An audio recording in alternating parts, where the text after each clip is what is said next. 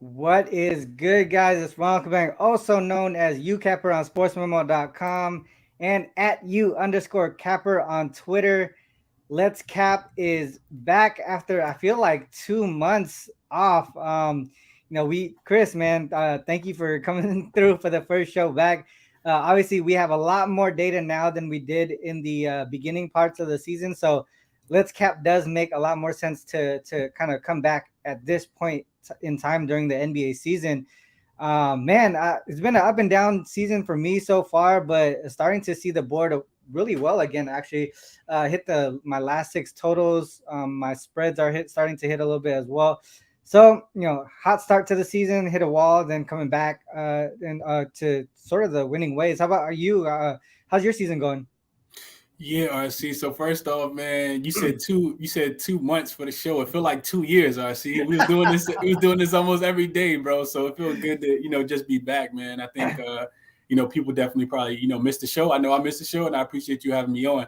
As far as the NBA RC, I do feel like, with some variance earlier, we were I know myself, I was kind of up and down to start the season, but then kind of lowered my volume until we got, a little more data, went on a hot streak, like you said, as well, and then cooled off just a tad bit. And now it just seems like I'm kind of back and forth between, a really good day and then, a not so good day, but limited in the play. So, until we get more data, until I feel, absolutely concrete about something, really just not playing it right now, I see. So not too bad. Not too bad. All right, cool. Yeah, I mean, I think moving forward with all the data that we have now, I think things are going to get a little bit easier for us because I mean, both of us pretty analytical and we rely on data, especially within the season and how teams do. With that said, let's get into one thing that I've been doing lately, which is the NBA trends, in season trends to watch.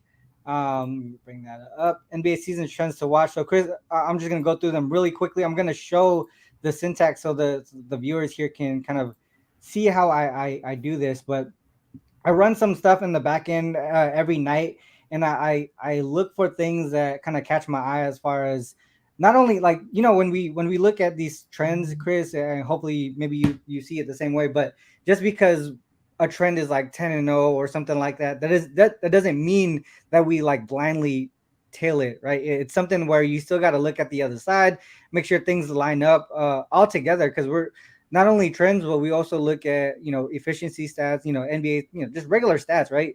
So that's the thing that I also want to talk about too when we do these is not just because a trend looks good doesn't mean we automatically back it. You got to do your due diligence and really look at all the other aspects of capping to make sure that you really want to put your actually hard earned money on the play. So first trend to watch here. I'm gonna do this one on the Clippers. So I'm gonna do this season equals 2022 and team equals Clippers.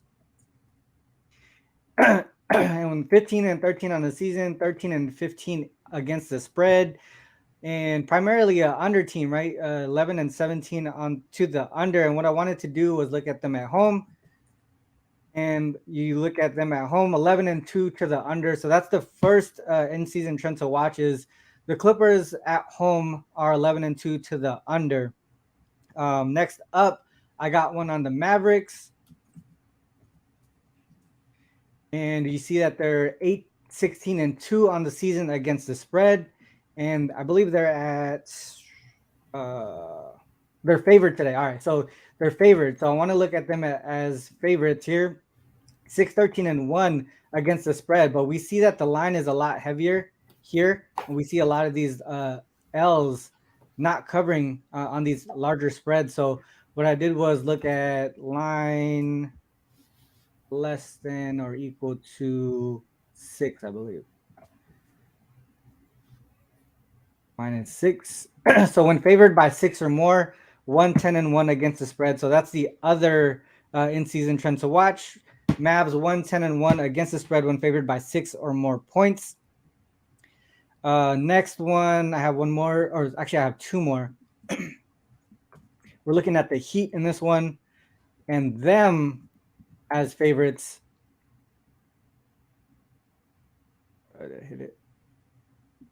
Oops. Heat and favorite, just them as favorites, regardless of the line, regardless of the total, who they're playing, where they're playing, 4-13-1 against the spread. So that's the other in-season trend to watch. And the last one is on the Grizzlies. Grizzlies 17-9 straight up, 12-12-2 against the spread. And we go, sorry. On the road, sorry, at home. Yeah, I was going to say they're at home today, I see. Yeah.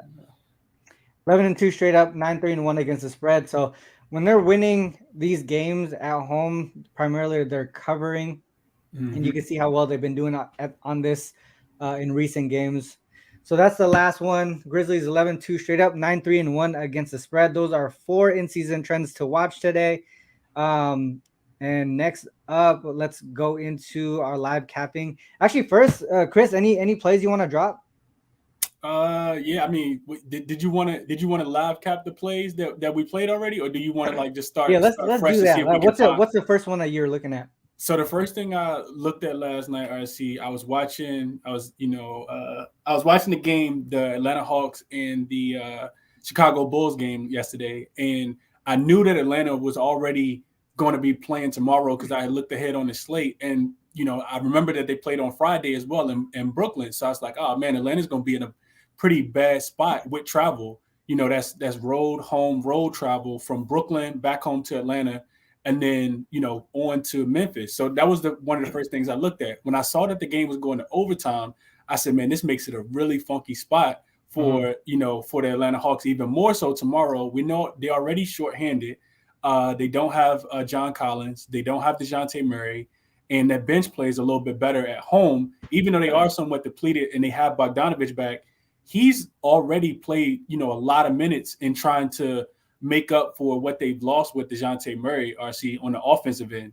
Yeah. So, him coming back, it's been a tax for him. And we just got news that what did I tell you, RC, that he's questionable or listed as out? I can't remember exactly which one. Bogdanovich, I think you said Bogdanovich is out, and then I think that was the key one. Let's look at that up real quick. Yeah. So let's see. I got it pulled up too, RC. Capella questionable, Bogdanovich ruled out, Trae Young questionable. It's funny because I just did the triple double show and I was like, all right, well, I want Ja out because I want to get a better line. But now with that news, obviously we're probably gonna see, especially if Trae gets out, we're gonna see the Grizzlies as double-digit favorites at some point, which is a good spot actually for the Grizzlies. Which is something that they tend to cover is those double-digit lines. So pretty much the only way that I could look, Chris, is towards the Grizzlies here. And one thing that I just pulled up here is the Hawks on the road coming off of a home game. You can see in that travel spot, 1-5 straight up, 0-6 against the spread, losing by, what is that, like 8 point something points. But obviously, I don't know, man. Double digit as versus the Grizzlies, that's something that's hard to do. Well, real quick, I do want to mention something in the chat that I saw. The Joey Mavs as home favorites. Let's pull that up real quick because I was actually looking towards the. Let's finish this and then we'll move to that game. Actually, okay. So I was just saying, I see that's one of the things I looked at, right? What you have on the screen as well, but I was looking at the Hawks traveling from home to away. I was also looking at, and which is a great trend right there. You see 0-6 if you wanted to back Memphis. Yeah. But looking at Memphis on the Memphis side. Well, hold on. Before we get to the Memphis side, RC, I wanted to take a deep dive into this specific query, right? So one of the things I was looking at is home. So road underdogs who are playing their third game of a road back-to-back specifically in 4 days, in which their last game went to overtime against a more rested opponent. Let's run that, RC. Or can you all right, say that again one more time? Yeah, let's break it down. Is this in season or no? This is throughout the whole database, RC. So let's look at so away dog and rest equals 0, previous rest equals 1, and previous home and previous was away, and previous went to overtime equals 1.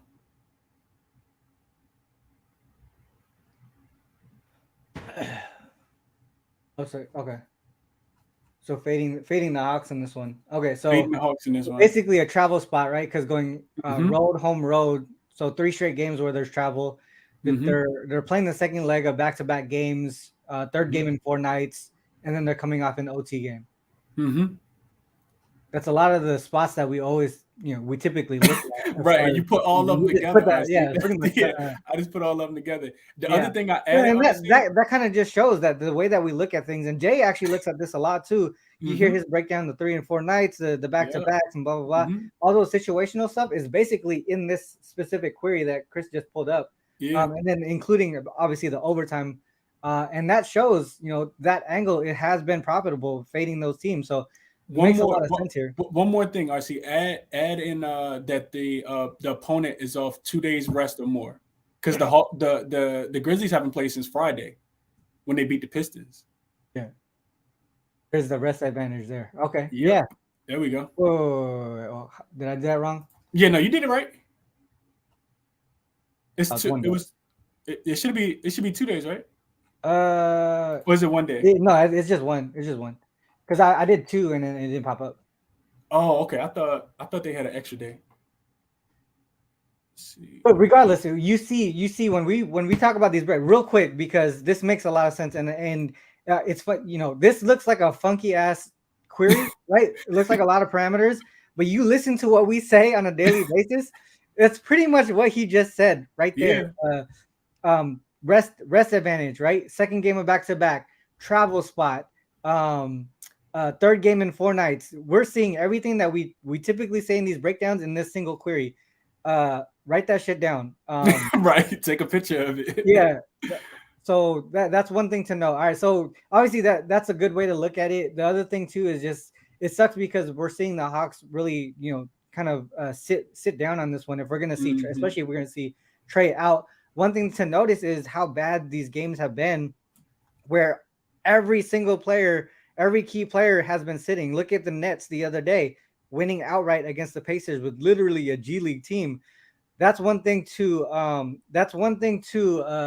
note as well. You know what I mean? Yeah. And there's no way to quantify that, RC. Like, it's no way for us to be able to quantify that.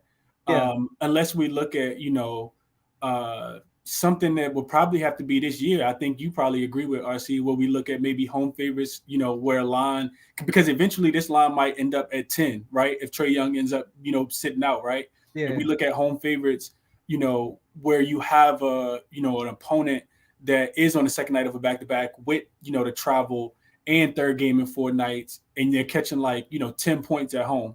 I think and then we would still have to go through those games and kind of identify, okay, I remember such and such sit out in this one. We saw it the other day, RC, with, like you said, the Brooklyn Nets game, right? Versus the Indiana Pacers. We also saw it with the Indiana Pacers when they went outright last week in Golden State, and they set guys. That was the game that Halliburton didn't play, and Nembhard had his career night. So you're right, really hard to kind of quantify that. Yeah, I think, to Greg's point here, I think that's what he's talking about is the line probably going to move to double digits. And the Grizzlies, for me, I feel like I mentioned, they've been a really strong team as double-digit favorites. I think it closed at -11, but primarily we probably could have got -10, -10.5 for the most part on this Detroit Pistons game, because I remember breaking this down specifically, and it was at -10.5 at that point. So this one could have been a cover this season. That would mean they were 2-0 as double-digit favorites so far this season. So I can only look towards the Grizzlies here. I think we want to make sure. I feel like it's already too late. Me too. We'll see. We'll see how it goes. The other one that I want to go back to is the Mavs one, and that was part of the Mavs. What did I say? Home favorite. Oh, home favorite. And Joy was asking if you could do it within the last 2 weeks, is what he said, versus the whole season. Oh, that's because I added last season. Okay. I actually just take out the favorite. All right, so if we look at them as favorites, so this was one of the trends to watch, in season trends to watch. What have you been, man? Ski. All right, so 110-1 ATS is favorites when the line is 6 or higher. Currently at -8, -8.5 for the most part. So that's one way to look at it. And I think what was he asking favorites in the last couple weeks, just in Yeah, general? he was saying the Mavs as a home favorite over the last few weeks. I think is Okay, what home Joy said. favorite last few weeks. Oh, all right. So well, they actually been covering a little bit here. So last couple weeks, they were short favorites. They only won by 3 here. They did win by 19 here. I believe this was a revenge game, wasn't it? Yeah, it was a revenge game. Yeah, revenge game there. Nuggets here, they didn't cover, and then they played back to back. Yeah, that was the funky ones I quick. see when the Nuggets didn't have anybody too. Yeah, and that was quick revenge for the Nuggets as well. Mm-hmm. Back to back games. Yeah, that's interesting to note.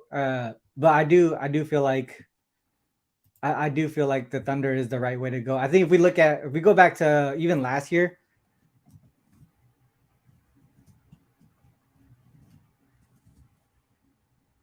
the Thunder have been covering against the Mavericks because the line has been so big for the most part, right? So double digit lines for pretty much the whole time. The only time it was single digit, the Thunder covered.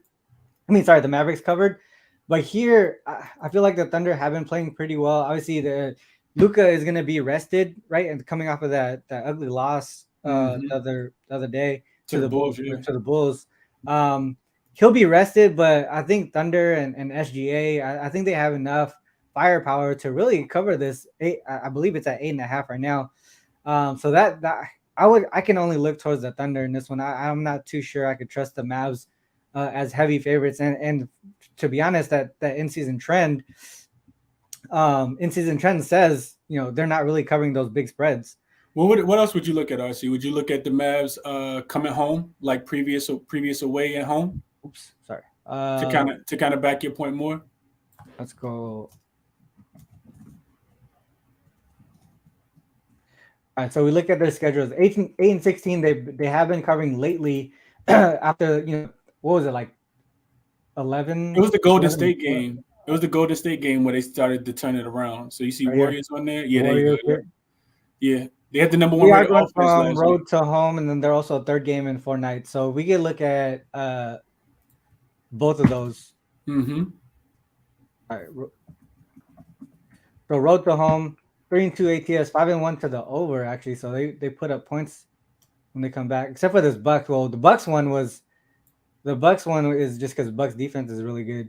Mm-hmm. Thunder, what is and because they couldn't make free throws. Don't forget about that part. I see. Oh yeah, that's the one that we got. Yeah, we both was on the Mavs in that one. Yeah, I remember. Okay, now I remember. That was just a couple days ago.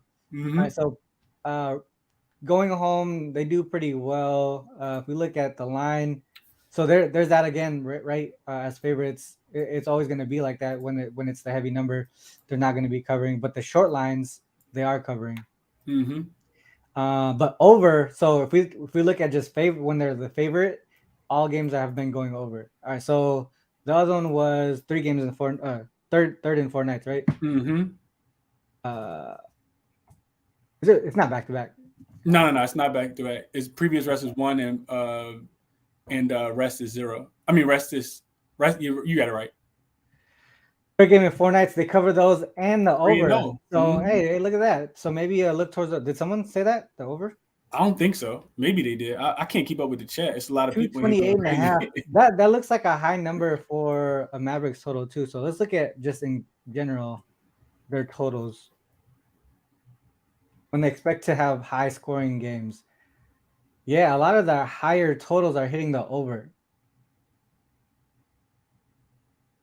So that threshold here around 218.5, primarily overs above that, and then the unders are hitting when they don't expect a lot of points. Mm-hmm. Let's look at the Thunder side to see if they match up with the over here. We got Thunder 15-10 to the 15, 10 and 1 to the over on the season, primarily unders, but they all been away. Oh shit! So it looks like road games they're going under. Road games thought they was going over. RC 9-2 to the over as an away dog, or nah? Maybe I messed that up. Well, so a bit recently though. So Oh, okay, recently gotcha. Yeah, they haven't been scoring recently. I know that they didn't score in that game against the Cavs. I mean, you can see the DPS on there too, and against the Grizzlies. Yeah. Huh. You think any of that correlates, RC, with those two opponents having like an interior presence? Because one thing we know about the Oklahoma City Thunder is they can't shoot 3-pointers, right? The Dallas Mavericks are one of the worst 3-point defense in the league. That's how you typically score against them. But OKC's not. They don't have guys that can, actually shoot the 3-point ball. But they do have guys, at least on the OKC side, playing against the Cleveland Cavaliers and the Memphis Grizzlies, they both have interior presence, right? You think about Jared Jackson Jr., you think about Steven Adams, and then you think about Evan Mobley and Jared Allen as well. So you think that has anything to do with OKC not being able to score in their most recent games? Yeah, let's look at. Yeah, that's a good point. Sorry, where am I now? I'm going all over the place. All right, so if we look at the recent opponents, and we look at defensive rating, so Rockets. This was kind of just an ugly game, right? Well, to be honest, Rockets defense has been. I took the under on the Rockets Bucks yesterday. Their defense has actually been doing pretty well. Pelicans at home it does. Pelicans a defensive team as well. Spurs not. That pushes at 230. Wolves not right now. Yeah, that definitely went over. Yeah. Hawks offensively, they've just been struggling. So, and that's a high total, 237. So that's why it went under, and it only went under by a couple points. Grizzlies, how have they been? At home, their defense has been picking up, RC. Okay, so last 10 games, 107.5. So they have been really playing really good defense lately. Yep. And then we look at Cavaliers. Obviously, their defense at home, super strong. Number two, number one, number two. Super strong there. Mavs, they have been sort of like in the middle of the pack, right? As far as defense. Yeah. Lately. Actually, they've actually been pretty bad last 10 games. I think it's because their offense has gotten better, so they're not hanging their head on the defensive end as much. I see. You also got to take into consideration that Chicago game, they scored 144 points, so that's going to drop your defensive rating a lot. Yeah, that makes sense. So if we look at points in the paint, Grizzlies, they score the most. So what game are we? Sorry, we're looking at Mavs. Mavs. Thunder. All right, so Thunder 56.1 here, points in the paint. That's because they can't shoot threes. Yeah, exactly. Dallas is where? Dallas is here. All right, so not too bad at defending the paint. Dallas don't score a lot in the paint. And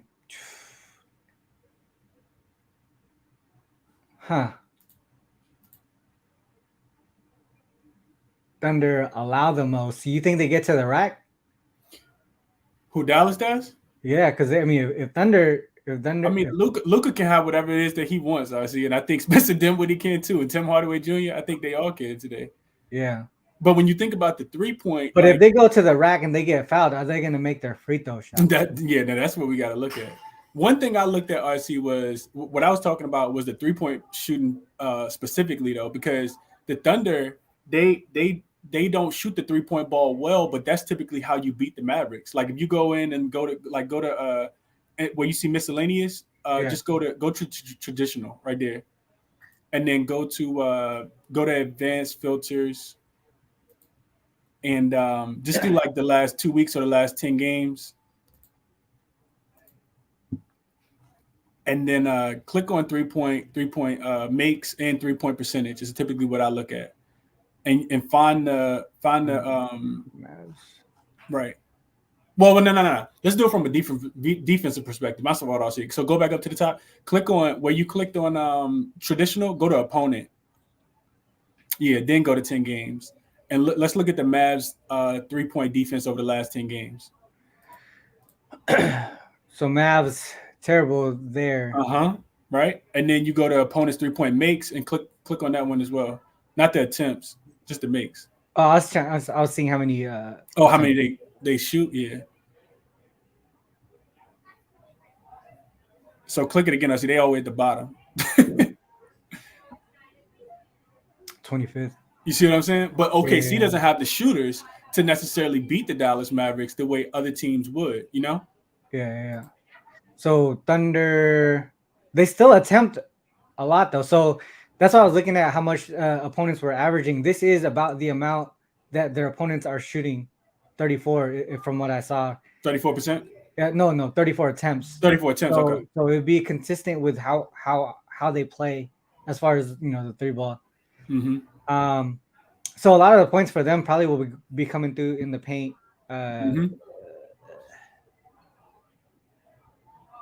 Okay. Well, I would still lean towards the over in this one. Yeah, no, I would agree with that. I would agree with that. I see. One other thing I looked at, I see if you go back to the NBA stats and click on and drop it down from players, drop it down from teams and click players. Yeah. And then go to the advanced filter, hit the last 10 games in all season segment. And you could do all year, or you could just look at last 10 games. And then click on teams and click specifically on OKC because I wanted to see how they shoot the 3-point ball. And just look at the percentages, look at the makes. Like they just don't have a lot of guys who are making a lot of threes over the last the last week or so. Yeah. So Dort is Poku playing? As far as I know, yeah, I think he is playing. Damn, SGA been shooting bad. Right. That's my like they, you know what I mean? It's like the blend of two really bad things, RC. Yeah. Also, RC, I got a question for you. How motivated do you think Dallas is coming off, being rested and coming off losing by, I think it was close to 30 points? Yeah. So Luka didn't play that game. The thing is, though, you got the Cavs coming here up next. Maybe a possible look ahead too, right? Yeah. I would say Thunder and over. That's the only way that I could look. If Thunder push the pace to get into the paint, Mavericks, they're pretty much just gonna ISO ball with Luka for the most part, right? But who's gonna stop him? Yeah, I agree. I also think one thing I didn't look at this, RC, but I guarantee you, if we look at the pace that the Dallas Mavericks played in up to like 2 weeks ago versus the pace that they played at the last 2 weeks, we'll probably see a big difference in pace because they've been pushing the ball and actually running with some tempo and not just having Luka walk it up every single time. Yeah. Okay, that makes sense. Yeah. So yeah, they have been pushing because I think on the season they're like 29th or whatever in pace, but in the last 10 games, if I looked at it correctly, let me see. So on the season, pace of play 29th, yeah, and then if you look at last 10 games, I think this is basically what you're saying. They're up to 23rd, so they are moving a little bit more as far as pace goes. But fresh legs, significant. But the Thunder, if Thunder control the pace, then that's when we're saying it's just gonna go over. Right? Yeah. No, I agree. I absolutely agree with that. I like the over. Okay, so I would look towards the Thunder plus 8.5, and then also the over. Was it 228? 228, 228.5. Is it going up? It is going up. 228.5. Well, we're seeing some 229.5 at Caesar. What did it open at, RC? Zoom in a little bit. Oh shit, sorry. So 228 open, and then we're seeing 228.5 at Circa, 229.5 is the highest at Caesar. Okay, got you. Okay. Yeah. Yep. Well, that makes sense. I wish we could have got on that a little earlier. I would have liked to have that 228. Yeah. Yeah, man, Sony. I think, man, they need a lot. They need Dinwiddie to show up. They need that second guy. The second guy can't be coming off of the bench.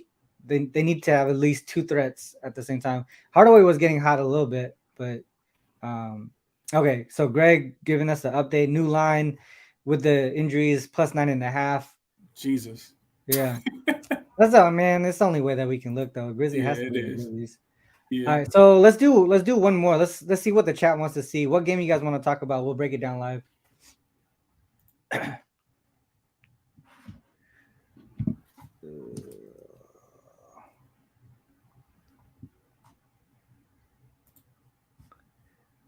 another one.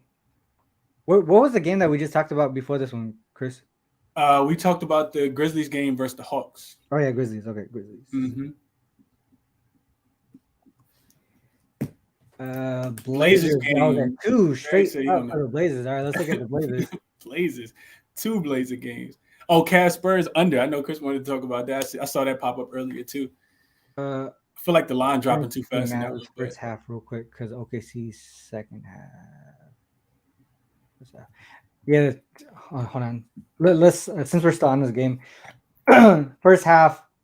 So Mavericks, as far as like how they play in general, they typically have the lead. Their average margin is plus 3-ish, Mitch, in the first half. Let's look at them as home favorites. Oh shit! First quarter. Luka typically sits at the end of he plays the whole first quarter. Yeah, so you can see primarily that margin is in that first half. So that makes a lot of sense. What you're saying is the Mavs first half, and then the Thunder when they're down probably, and then Thunder as dogs. They that third quarter. Yeah, that third quarter they come through. Mm-hmm. Let's look at away. Yeah, it's primarily that third quarter. So they're down at half. They come out strong in that third quarter. Mm-hmm. So they're always gonna fight to the end, which makes it scary, to take the 8.5. Yeah. Backdoor cover type thing. I see. Yeah. That makes a lot of sense. That's a good point, Mitch. Good call out. All right, so let's go to Trailblazers.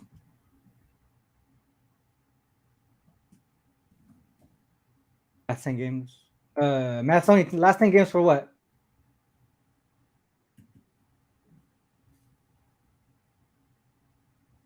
Forgot the SRC.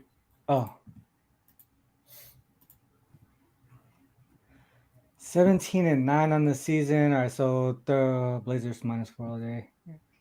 Looks like, shoot. I think I actually don't remember breaking this one down too hard last night. I think I looked at it and just same RC. That's perfect. All right, so this is gonna be a true live cap then because we didn't look at it. All right. Yeah.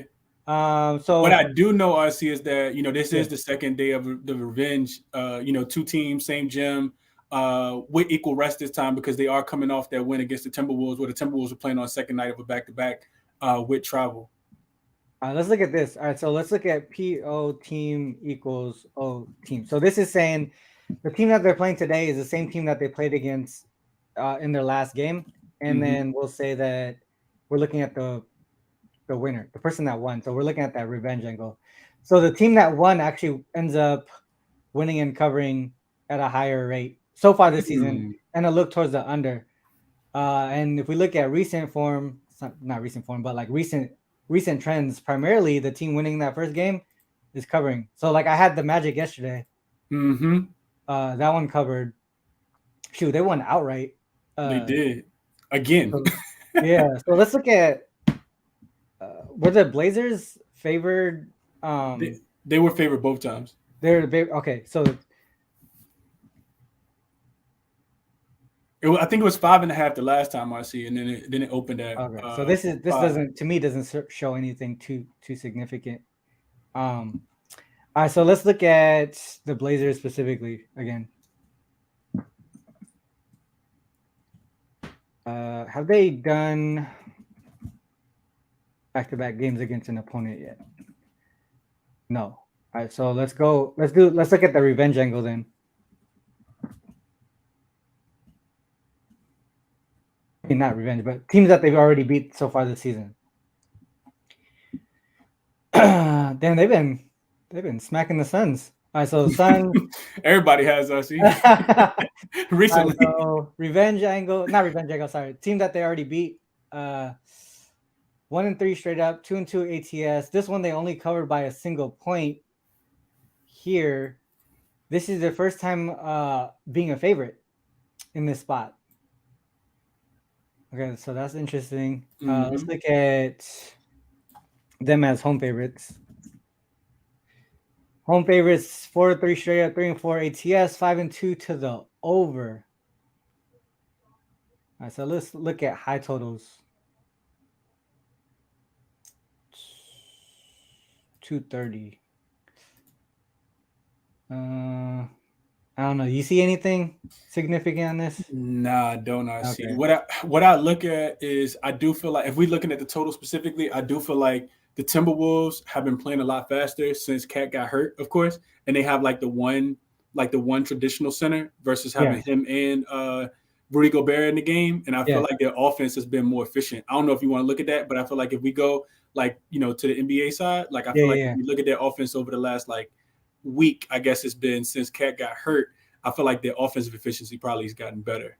When did he get hurt? It was let's just say 5 games. Let's look at 5 games. Okay. So we look at 5 games, 114, 12, 112 and a half plus 1.5 net rating. We look at compared to the full season. Sorry, let me just filter it for them.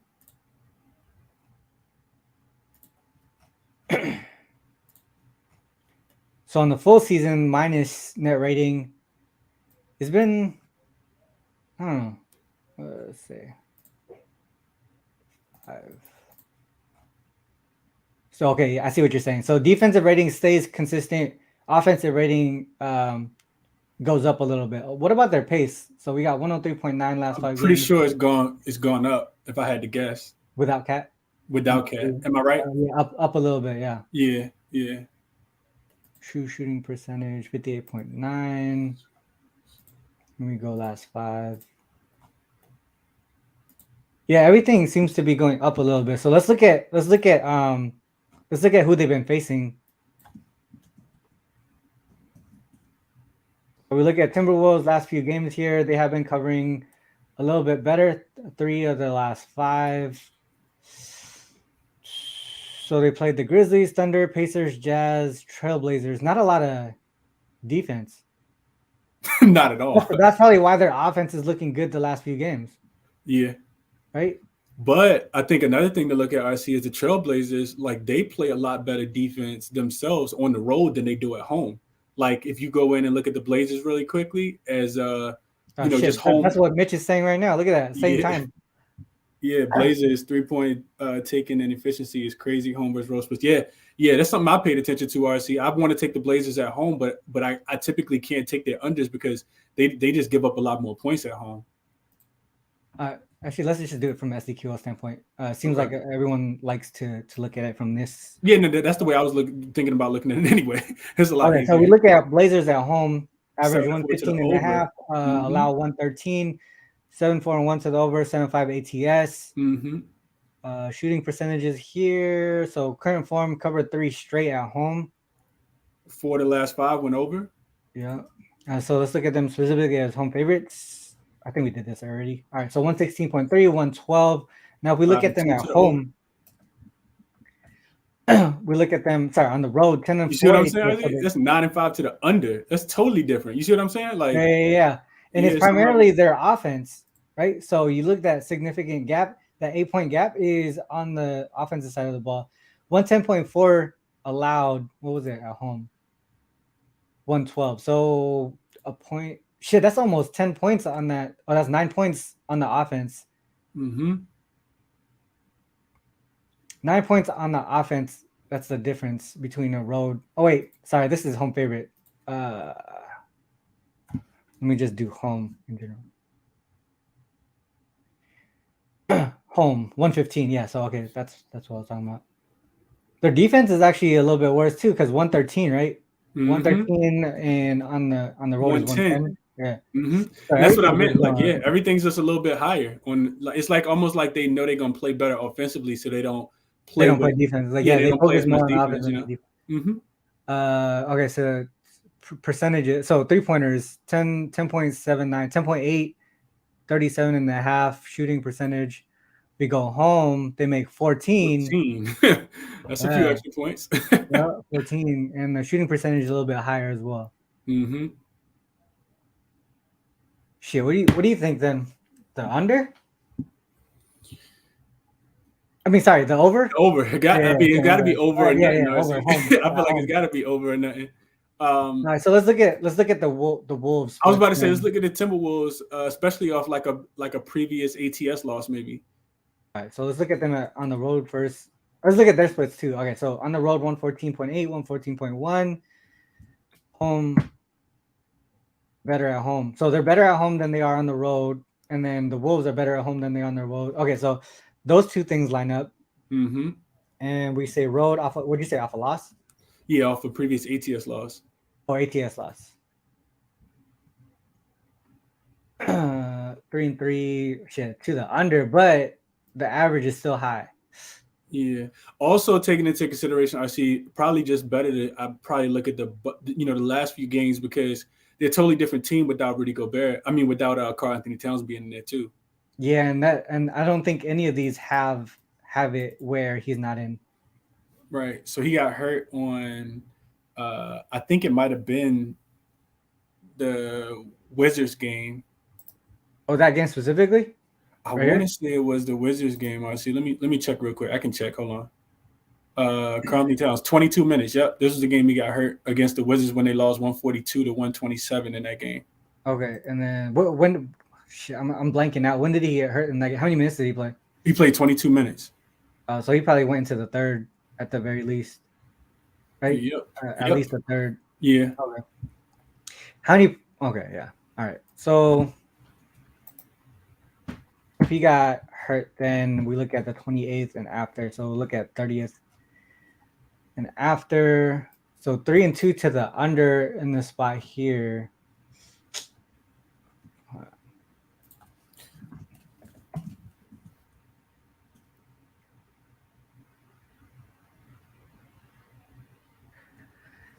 But they're averaging still over the closing total right now. Yeah, playing against really fast-paced teams, like you said, too, RC, with no defense. Like, look at that. Look, like that's Grizzlies, Thunder, Jazz. So this one went under by just a couple points because it was a high total. Mm-hmm. This one went under by just a few points here. Mm-hmm. This one definitely went over. This one went under Grizzlies. Who was in this one? Oh, this was their first game without Cat. So they're still probably adjusting. Yep, that was the first one without him. Yep. Yeah, they're still adjusting. They're shorthanded. Yeah. Oh no, they're good. Wendell Moore. Okay. I would look towards the over in this one. What I see. What about the Timberwolves? Avenge the same season loss, trying to get their revenge. Oh yeah, you're right. I forgot we didn't look at that yet.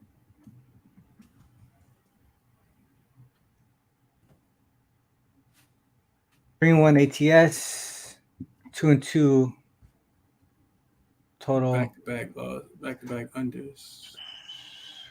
This one. What did we say as far as spread lean? Were we looking towards the? I feel like with it coming down, I don't know. I typically like to stay away from these ones. I cashed on Orlando plus the 8.5 on Friday, so I didn't play the one yesterday. I typically play one, then I don't play the other. It's moving towards Minnesota. Right, it is, and that's the way I would want to look. But I probably would want to get the best line. I do feel like it's a winnable game for Portland, and Portland had a chance to. Well, I guess Minnesota had a chance to cover in that last game. It was late free throws for the reason why they ended up actually covering the spread. So small number like that, I typically in a back-to-back situation that's typically the same. I typically kind of stay away from those. I see. Yeah. Man, all right. So anything schedule-wise? So last game of the home stand. Yeah, they wanna make sure they get their win in the last game of homestand, right? Yeah, but then you got the Spurs on deck, so it really don't matter. You just win that one. Yeah, they got three games in Dallas. Mm-hmm. Okay, and then all right. So Timberwolves. So they're still on their road trip. They got 2 more games: Clippers, Thunder. So third this one's game. Tough. Yeah, no, it's real tough. I see. That's why I didn't play it. I would lean towards the over more than anything on the side, though. Well, RC, what about third game in 4 nights for the Timberwolves specifically? Because this is the third game in 4 nights for them, right? Yeah. No, it's not. Is it? Yeah. It is.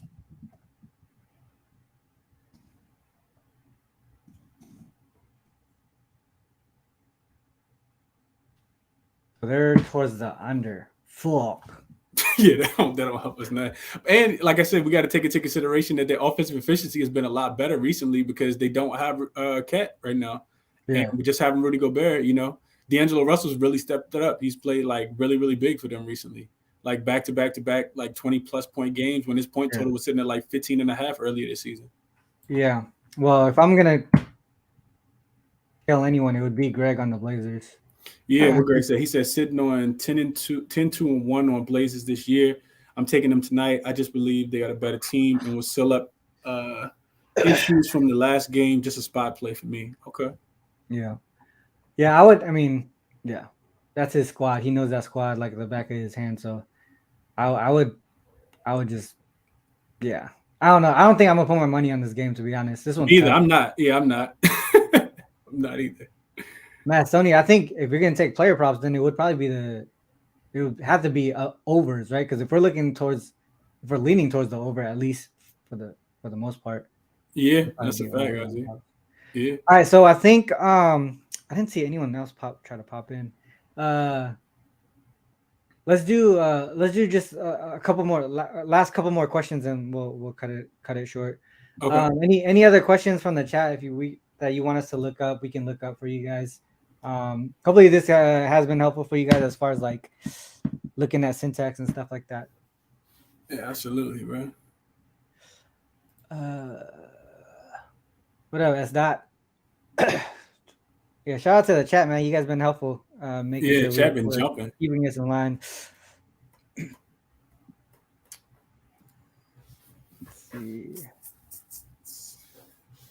What else is there? Celtics first quarter. It's I was looking at that, RC. Celtics first quarter. All right, let's look at that. Yeah, I didn't play it yet, but I was I got it written down in my notes. The line just wasn't available when I capped it last night. Oops. So Celtics on the season primarily pretty good in the first quarter, plus 4.9, and they're on the road. Still pretty good. 10-4, 8-6, 11-3 to the under. Let's look at them at they're favored. They are favored. 3.5 point favorites, I think. Last time I looked. Yep. So still up. What's the spread? -3.5. So what are we looking at as far as the first quarter number? Like -1.5? Should be. Let me check real quick, see what I got.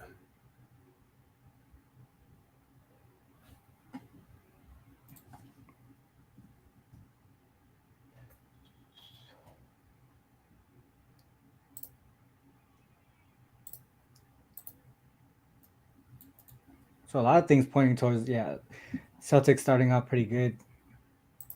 Let's see how they do off of a loss. I looked at that too, RC. I got that's a pretty big margin. Yeah, I got 7 off a loss, RC. So I looked at Boston. I looked at Boston off a loss. Real quick, Chris. Vaughn, this is on YouTube, so you can actually go to my YouTube page. You should be able to find it after the show is done. My bad, Chris. I just wanted to answer him. No. You good. You good. I said so. What you got, RC, is what I had last night too. I looked at Boston off a loss, 5-game sample, winning the first quarter by 7 in the next. Is that what you got? Yeah, that's about 7, right? About 7. And then I got off of ATS loss as well. You get a bigger sample. Off of ATS loss? Oh, just off of ATS loss. Yeah, just off of ATS loss as well, where they didn't cover in their previous game. Damn, 7 points in both 7, yeah. And then I got when playing on the first night of a back-to-back as well, RC. Because they do play the Lakers tomorrow on nationally televised TNT game. I think that, hey Mitch, it might be Chris. Is that Vaughn from your spaces? Yeah, that's Vaughn. Yeah. What up, Vaughn? Shout out to Vaughn. All right, so that's primarily. I mean, if the line so far, we're looking at the Celtics only first quarter. Everything is pointing to them covering that 1.5. You said 1.5, right? Yeah, I think it's 1.5. One more, RC, versus the West. Well, 2 more versus the West, and then versus the West on the road. Yeah. Oh, yeah. I pulled that one up earlier. So, on the road versus non-conference, they're up 2.8 points.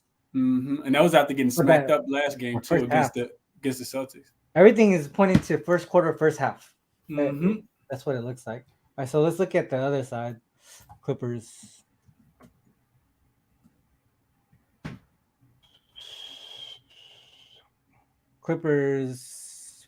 At home plus 0.9.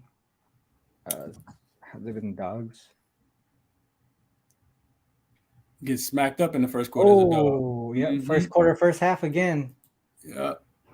First quarter, first half again. Another thing I looked at, RC, was Clippers traveling from road to home. Oh yeah, I think I looked at that too. Yeah, this definitely looks like a first quarter. Celtics first quarter, first half. Yep. I swear I looked at all this stuff and I didn't even come away with this earlier. You didn't come away with that, RC? I don't know why I wasn't looking at it, but it makes sense. I'm just mad because I took Philly first quarter yesterday and then they smashed every other quarter except for the first. So them first quarters are kind of. They can be terrible. Yeah, they can definitely be terrible. All right, so damn, that looks good. I might tell you guys on this first quarter, first half thing. Like I said, I hadn't even played it, RC, but I did cap it. Shoot, I think it was Mitch that mentioned it too. Mitch mentioned the first quarter. Yeah, I think it's a trifecta spot for them tonight, RC. All these trends that we ran got them winning the full game too. So I played Boston minus the 3.5 as well. Damn. All right. I might actually play that. I might play that. Let me see. Nice little margin there, I see. Books ain't caught up to it yet. First quarter, first half. And I see that minus 102 RC for the first quarter. So it's not even juice. Yeah, anyway. Minus 102 on the spread or money line? On the spread. Oh yeah. First half spread minus 1. You can get that at 1.5 too. I see that at minus 115. What's that one that I was looking at? I also RC, I think something interesting to know. I heard the announcers talk about it yesterday. The Clippers are the worst second quarter team in the NBA from a scoring perspective. See if we can look at how many points they're averaging in the second quarter specifically. Yeah. Real quick, the reason why I did what I just did. All right, so we looked at real quick. I just want to kind of talk about what I just did. So we looked at Clippers as home dogs, and we saw that big gap here, and it is a short line. And I don't know what side you guys are on, but if you guys think the Clippers win, and because we're looking at the first quarter, first half, right? Mm-hmm. And I saw that they won 2 games outright in this spot. So I wanted to see the first quarter and first half when they won. So I just added a W, and it gave me those numbers. But if you think the Clippers do win this game outright, then first quarter, first half doesn't. It looks like it doesn't make sense, right? That's just my thought process. So if you think the Clippers win this game, then I wouldn't. Yeah, I don't know. That's just my thought process. I wanted to see how the first quarter, first half look. If somehow the Clippers win, do they still cover that? Mm-hmm. Okay. Oh, sorry. What were we talking about again? No, I see. Oh no, I think I was just saying the spread for the first quarter, first half. Okay. Minus 1.5 for both. Yeah. Okay. Well, I'm strongly leaning that way. I don't know if I'm gonna get there yet. I only got one play so far today, but a lot of things that I'm leaning towards. Definitely. So what we talked about today definitely got me leaning towards the Grizzlies, Thunder, and the over. Celtics first half, first quarter as well, based on what we talked about here. You want to drop any plays? Yeah, I see. I played. I mean, it's not going to help the people now, but I played. Like I said, when that game went to overtime last night, I went ahead and jumped on Memphis. I got them at a -6 last night. And then I also played. I played the Celtics full game -3.5. Just a bad travel spot.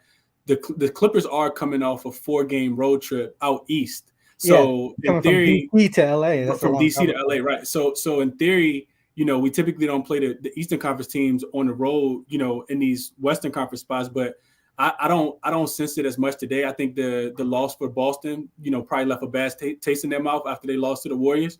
Yeah. For me, I just don't see enough offense. It's also 4th game in 6 nights for the Clippers, 5th game in 8 nights for the Clippers as well. And it's their first game back home off a 4-game road trip. And you looked at the query with them running from away to home. They're 0-6 in that spot. So I don't mind laying the short number with the Celtics. I think they win the game by two possessions or more. So I played the -3.5, but I'm probably gonna get there on the first quarter, full game, first half as well. Yeah. All that stuff makes sense to me. I like it. My official play. So my only play today, I gave this out to clients last night. It was under 226.5.